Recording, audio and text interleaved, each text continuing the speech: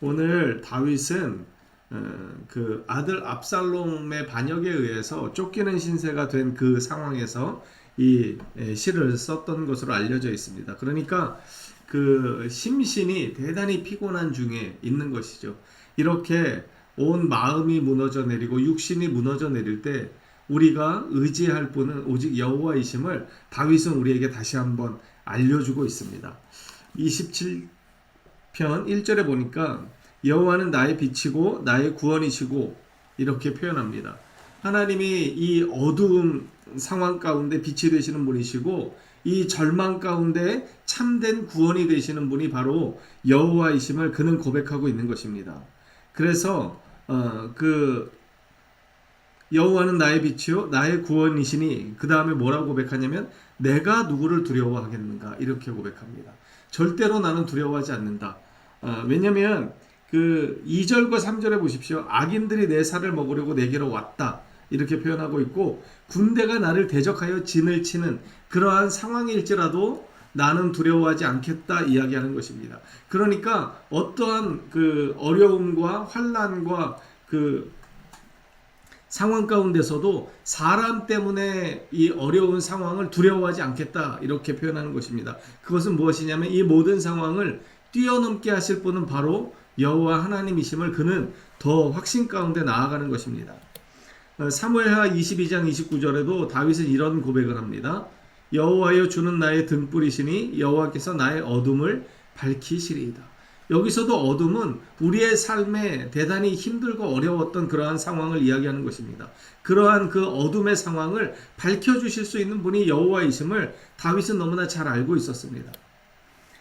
민수기 14장에 보면 그 젖과 꿀이 흐르는 가나안 땅에 입성하기 바로 전에 하나님께서 이스라엘 백성에게 원하시는 말씀이 있었습니다.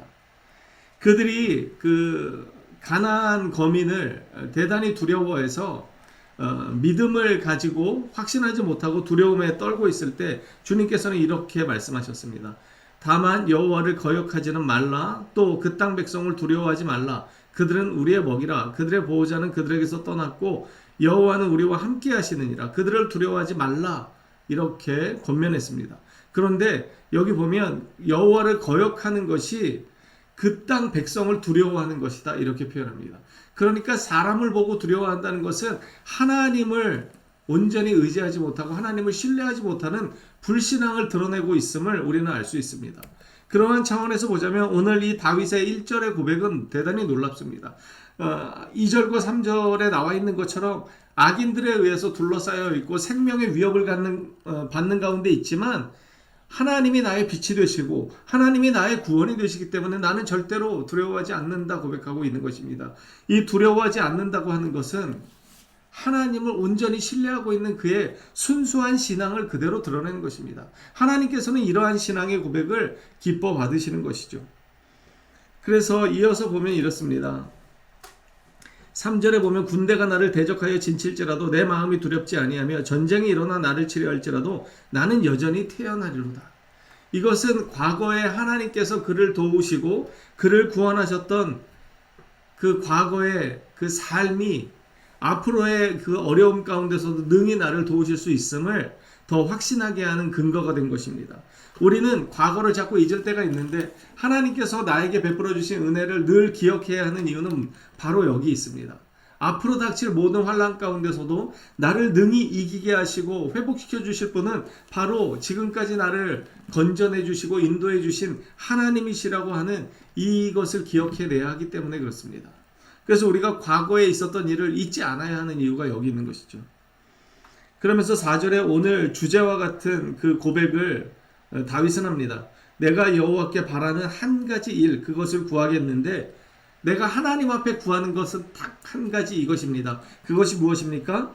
내가 나의 평생에 여호와의 집에 살면서 여호와의 아름다움을 바라보면서 하나님의 성전에서 그 영광을 사모하는 것이다 이렇게 표현합니다. 그러니까 한마디로 말하자면 나는 하나님 당신만을 원합니다.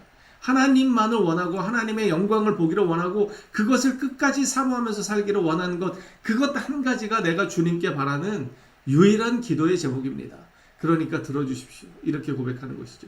여러분, 하나님의 입장에서 이 다윗의 고백을 들으신다고 생각해 보십시오.